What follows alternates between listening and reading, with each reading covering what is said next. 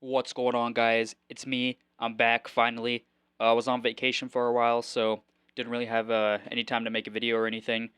Um, I think the only card I missed was 318. I don't know. I could be remembering completely wrong. I got a video up for 317, but I missed a video for 318. It was actually a really good card. I can talk about it briefly right now. Uh, if you want my picks, I'll throw them up on screen here. My verdict picks. I did decent. I did okay. Probably should have done better, but I mean there was a lot of upsets, so yeah. Um, yeah. 318 was really solid, and yeah, I'm back making videos now, and we're back with a banger fight night card to kick things off. So without further ado, let's get straight into it. Martin Budai versus Marcus Buchecha. This is a difficult one because Buchecha, really good grappler, especially for a heavyweight, extremely good grappling skills. But Martin Buday, he's fought UFC level competition. Buchecha hasn't, and MMA is different than grappling. So I'm actually gonna go with Martin Buday here. Uh, yeah, he's a plus 250 underdog. I'm gonna go with Martin Buday to win this fight though. Uh, Buchecha, yes, he's a really good grappler, but MMA is way different than grappling. We've seen pure grapplers come over to MMA, like Kron Gracie and guys like that, and they just get smoked. Like they just can't compete. So yeah, I think Martin Buday is going to show levels on the feet against Marcus Buchecha and show that UFC experience is very valuable. And Buchecha, I don't know if Buchecha is going to be able to get the grappling going because it's not the same when you're getting punched in the face. So yeah, I'm gonna go Martin Buday as an underdog to kick things off. Let's move on to the next fight. Muhammad Yahya versus let me move this fucking thing. Muhammad Yahya versus Steven Nguyen. I'm gonna go with Steven to win this fight. Muhammad Yahya is just not UFC caliber, and Steven Nguyen actually looks pretty solid. So yeah, I'm gonna go Steven Nguyen to win this fight by either a TKO or a decision, or he could do whatever he wants in this fight. I'm gonna go with a TKO. Muhammad Yahya is just not that good. So yeah, not really much else to say about this fight. Yahya's overrated, and Steven Nguyen's gonna get this one done. Excuse me, I almost burped there. Next one, Ibo Aslan versus Billy Elakana. Why is Aslan such a big favorite? I don't understand. I'm going Billy Elakana. I think Elakana's levels above Ibo Aslan, and I'm gonna go on a bit of a rant about this one because I'm seeing a lot of Ibo Aslan love. I think Billy Elakana is gonna make this one look easy. Ibo Aslan just isn't that good. He's a big, raging orc that rushes forward with his hands down and just swings hooks against the fence, and that works against cans and not UFC level opponents like Rafael Sequeira, Anton Turkalj, guys like that. This guy took Anton Turkalj to the third round. Like, come on.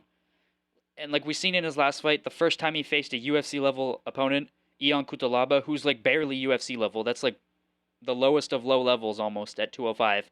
He handled Ibo Aslan easily. He survived the early waves of Aslan, and he got taken down and submitted. Ion Cutelaba showed levels, and I think that's where Billy Elakana is going to win this fight with the takedowns and with the grappling. Elakana's grappling looked really good against Bogdan Gushkov, who's actually a pretty solid grappler.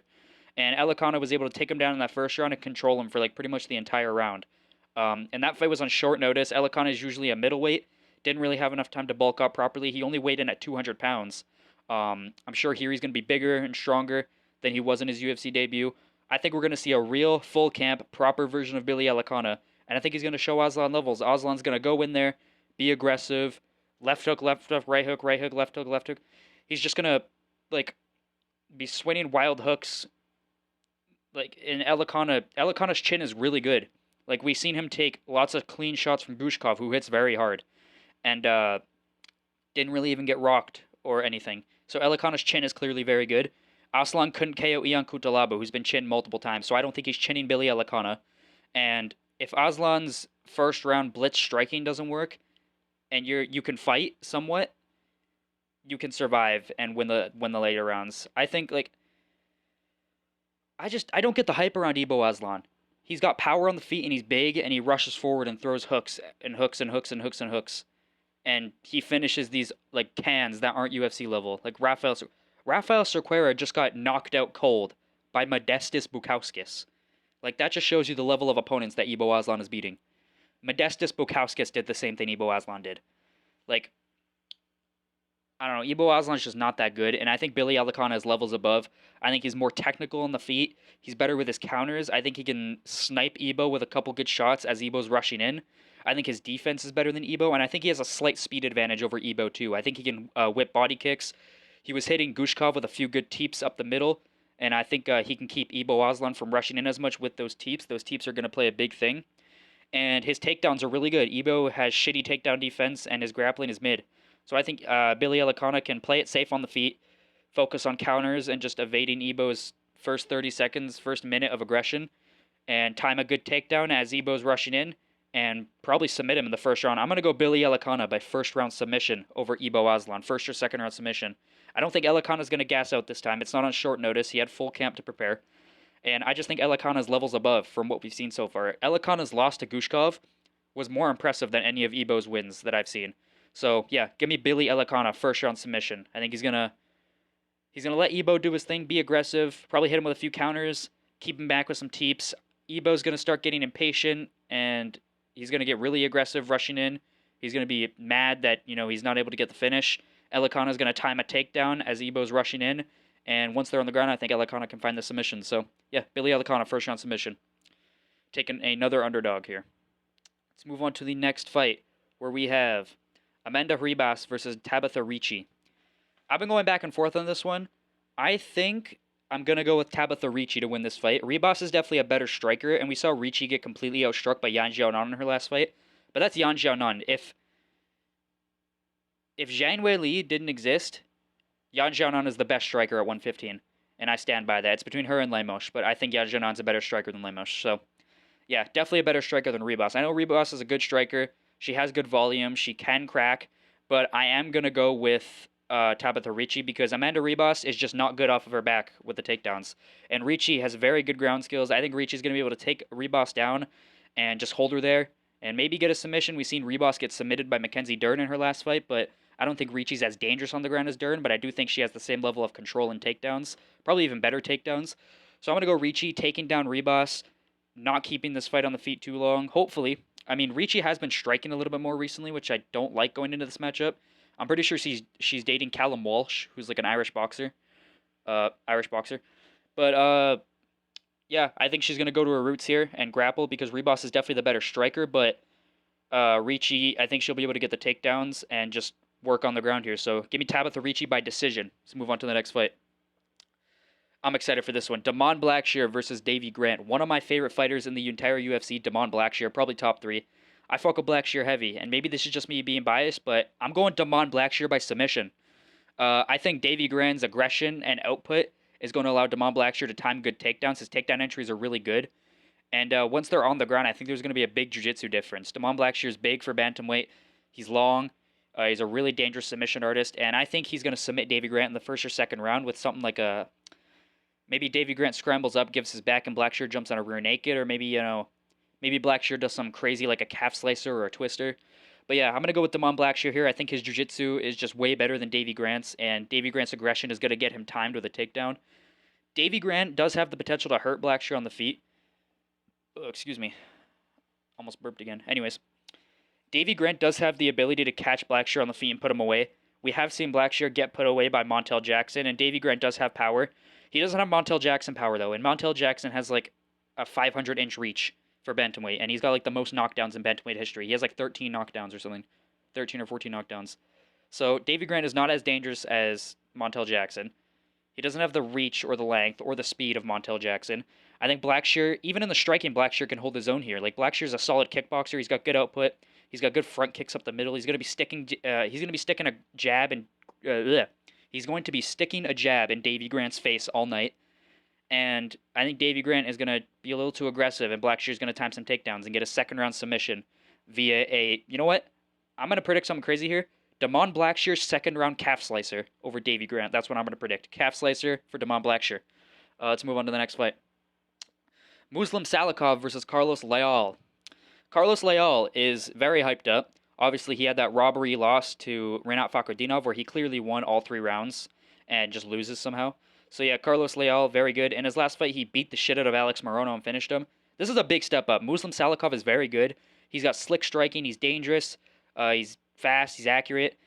He plays it slow, but he really can find KO shots. He's good at finding the shot. But I am going to go with Carlos Leal here. I think his forward pressure and in-your-face boxing style is going to make Salikov uncomfortable. Salikov likes keeping a more slow pace, but Leal is going to be too big and too aggressive and too physical for Salikov to kind of find his timing. I think Salikov is going to get pressured in the pocket and against the fence and kind of wilt to Leal's pressure. And I think Leal is going to get the TKO here in round 1 or 2. If Leal is a little bit more gun shy in this fight, if he respects Salikov's striking and power, I could see Salikov setting up some big shots and hurting him. But Leal's got a really good chin as well. He's clearly roided up. I don't know how he hasn't been caught yet, but yeah, I'm going to go Carlos Leal first or second round TKO against the fence. I think Salikov's going to get pressured too easily, and he doesn't have takedowns to resort to. Leal's takedown defense is elite. And yeah, I could even see Leal going for takedowns here.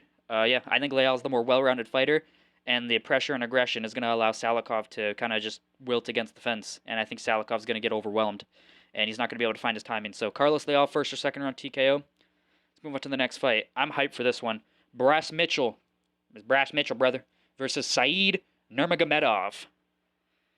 This is another one I was really going back and forth on. There's a lot of really close fights on this card. I am going to go with Said Nurmagomedov, though, by first round submission. I just think he's a terrible style for Bryce Mitchell. They're about the same in terms of height and reach and stuff. They have a similar frame. But, like, on the feet, Said is just levels above. He's a way more skilled striker, way more tools in his tool bag, way faster, especially in that first round, especially with his kicks. I think he's going to make Bryce Mitchell very uncomfortable on the feet with his bantamweight speed and bantamweight skill. I think he's going to be flicking kicks out there, question mark kicks, 1-2s down the middle. Good shots in the pocket. And I think Bryce Mitchell is going to be overwhelmed by the bantamweight speed and skill. I think bantamweight is one of the most skilled divisions in the UFC. I know Bryce comes from featherweight, which is very skilled, but I just think stylistically bantamweights are just really fast, so it's just hard for featherweights to go down to bantamweight. Like Jose Aldo was like champion at featherweight, only losing to top contenders like Volk, Max, and Connor. Comes down to bantamweight. I know it's past his prime, but still comes down to bantamweight, and now he's losing to guys like Mario Bautista and Ayman Zahabi, and having close competitive fights with Jonathan Martinez. If you put Jonathan Martinez against prime featherweight Aldo probably would have finished him. But bantamweights are just quick. Like, bantamweights can just make things swing their way with quickness. I don't even know what I'm saying. I think Said's going to be too quick in the first round, too explosive, too flashy. Bryce is going to get overwhelmed on the feet. He's going to shoot some desperation takedown after getting clipped with a head kick or something, and I think Said's going to lock up a nasty front choke, either a Darce or just like a ninja choke or something. Said has some of the nastiest front chokes in the entire UFC. Like, I'm pretty sure he has the record for most guillotine finishes in bantamweight history. I think he has like 4, which is insane. And we just saw Bryce Mitchell get ninja choked by Gene Silva, who is not the same level of submission artist as Said Nurmagomedov. Like, I don't know, Bryce Mitchell, with how many takedowns he's going to be shooting and the way he sticks his head into his opponent's armpits, I think a guillotine is going to be there for Said. So it would be nice to see Bryce get a win at 135. I think he could really shake things up in this division. There's a lot of interesting matchups for him. I think Bryce versus Sandhagen is very interesting.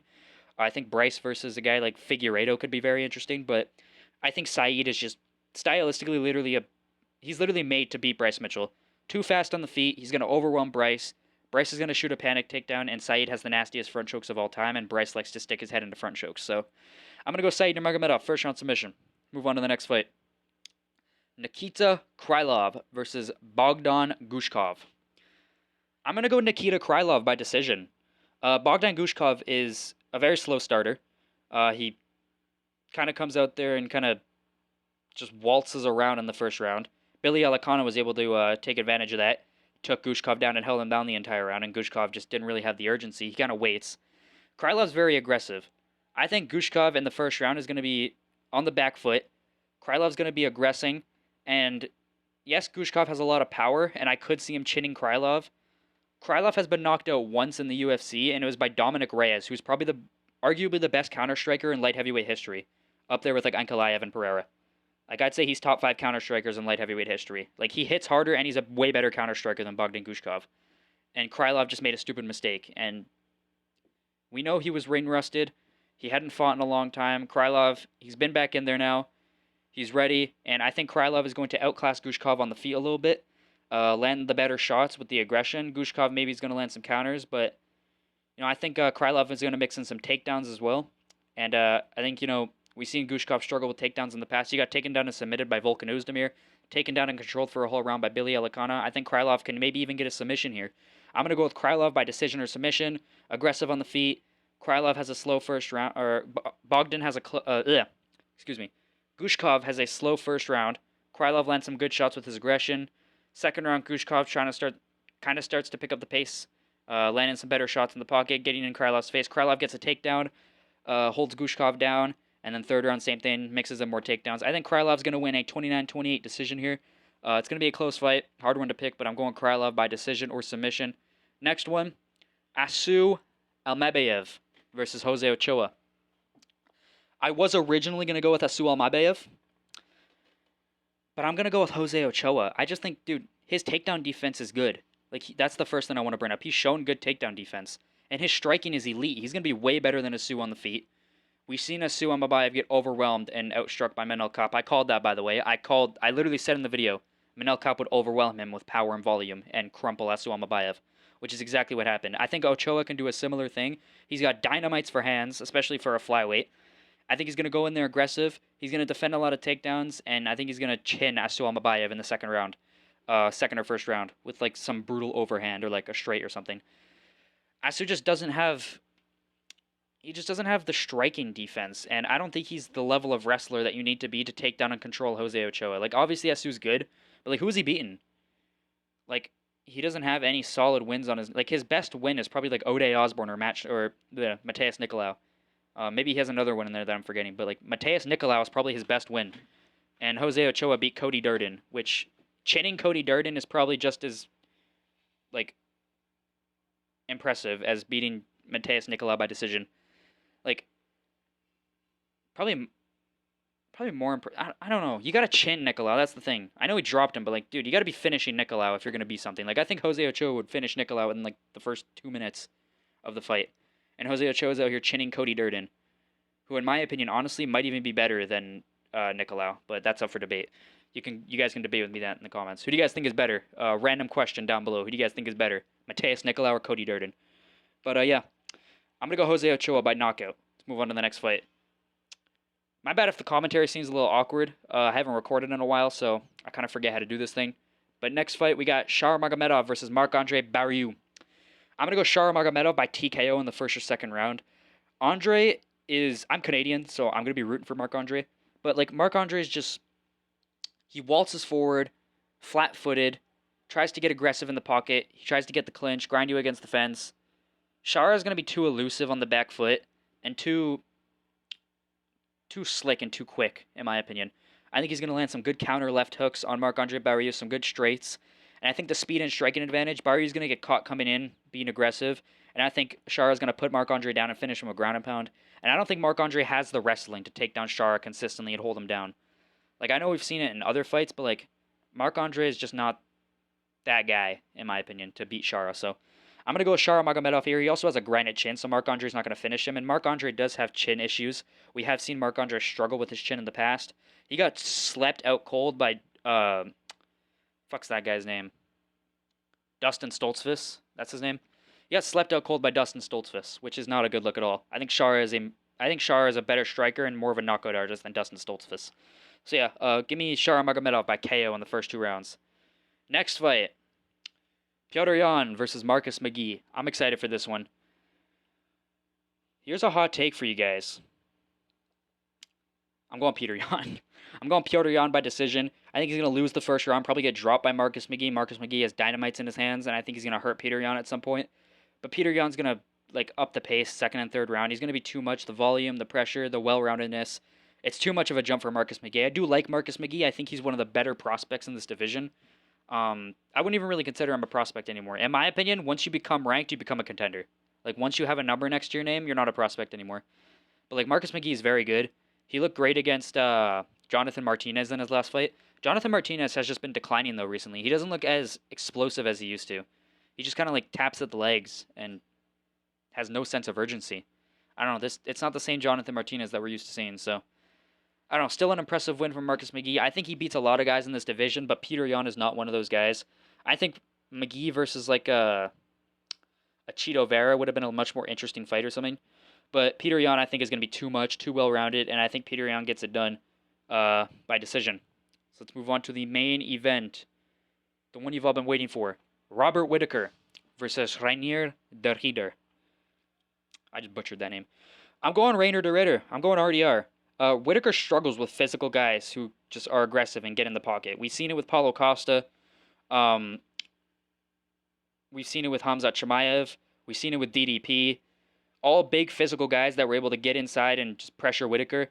He struggled with. And I think Rainer de Ritter is just that kind of guy. He's big, really big. This guy is bigger than a lot of light heavyweights. He's bigger than Yuri. And I don't know how this guy makes middleweight, but yeah, he huge middleweight. I think he's just going to be putting that forward pressure on Whittaker, mixing it up to the body and the head, throwing long rangey 1-2s down the middle. He's going to have a stiff jab. He's going to hurt Whittaker with shots. He's going to clinch him, hurt Whittaker to the body with knees and front kicks. Like, RDR's underrated on the feet. He's a decent striker. Like, he's a solid striker, and his size and power is going to equalize it with Robert Whittaker. Whittaker's going to be dancing around with the footwork, winning these little kicks, getting in with his little karate techniques. I love Whittaker. Whittaker's a fun fighter. But, dude, all it takes is one good connection from RDR to change the entire fight. Whittaker's going to be wobbled. I think RDR can get takedowns here if he needs to. I think RDR is a way better submission artist than a lot of people think. He's super underrated in the striking and in the grappling. I think if he takes Whittaker down, he can submit Robert Whittaker. I'm going to go Rainer de Ritter, though. Here's what I'm going to say. I'm going to go with Rainer de Ritter by first round TKO over Robert Whittaker. I think he's going to get the pressure on. Whittaker's going to be a little tentative. He's going to be worried about the takedowns, especially after the Hamzat fight. He's going to realize, hey, I can get taken down and dominated on the ground and finished. So he's going to be worried about that. He's going to be going in there a little tentative, I think. RDR is going to land a few good kicks to the body. I think RDR is going to hit him with like a jab while Whittaker's blitzing in. He's going to like time a good jab. Kind of like what DDP did. He's going to stiff Whittaker with the jab, hurt him, follow it up with like just toppling over him, end up on top of Whittaker and ground and pound TKO him with elbows in the first round. That's what I think is going to happen. I think Rainer de Ritter is going to TKO Robert Whittaker in the first round. Maybe a bit of a hot take. Yeah, he's a slight underdog. I don't know why RDR is the underdog. I think he should be the favorite here. Whittaker's not in his prime anymore. He's on the decline. His performances as of recent haven't been looking good. Yes, he chinned Ikram. Ikram's very unproven. We don't even know where he is right now in the middleweight division. And then other than that, looked okay against Paulo Costa. And then just looked horrible against Hamzat. So yeah, Whittaker's just not been looking good recently. I know it's a big step up for RDR, but RDR has been there and done that in one championship. He's fought Anatoly Malikin twice. He's fought he's a double champ in one championship. He's fought top guys over there. He knows what it's like to be in the spotlight. My only worry for Rainer de Ritter is he gasses out to Robert Whittaker's pace as the fight goes on. But early on, RDR is going to be controlling the pace. He's a much more aggressive, dangerous fighter in the first 2 rounds. If Whittaker can survive the first 2 rounds, I think it's going to be a different fight. But I don't think Whittaker survived in the first 2 rounds. I just don't think Whittaker has that dog in him that Rainer de Ritter does. And I think Rainer de Ritter is just going to be able to outmuscle him, hurt him with shots, and I think he's going to get a first or second round TKO or submission. I think he's going to finish this fight early. And Rainer de Ritter, man, he's very underrated. You guys are sleeping on Rainer de Ritter. I don't think Whittaker is going to win this fight at all. I know what some people are saying. I've seen some people say Anatoly Malikin, he quit against Malikin. Malikin made RDR quit. Malikin is a heavyweight and a massive roided up fucking beast. I honestly think Malikin would finish Robert Whittaker as well. Yeah, Robert Whittaker does not have the physicality or size of Anatoly Malikin. Malikin's a completely different specimen to Robert Whittaker, so I don't think RDR is going to really get overwhelmed like that. It's not like Whittaker's going to chin him. Whittaker doesn't chin people. Like, he has like 2 KOs in the last 8 years. So, yeah, give me Rainer de Ritter by TKO in the first round via stiffing a jab in Whittaker's face and then toppling over him with a takedown and ground and pound TKO with elbows or submission. So, yeah, give me Rainer de Ritter first round finish. Yeah. Let's look at some locks real quick. So, I think Petr Yan's a lock. I'm going to say Billy Alakana's a lock. Like, I'm telling you guys, Billy Alakana's a fucking lock. He's levels above Ibo Aslan. Steven Nguyen is a lock. And we'll get one more lock in there for you guys. We will say Shara Magomedov is a lock. So Petr Yan, Shara, Billy Alakana, and Steven Nguyen are my 4 most confident picks of this card. Yeah. Hopefully you guys enjoyed this video. See you guys in the next one. Peace.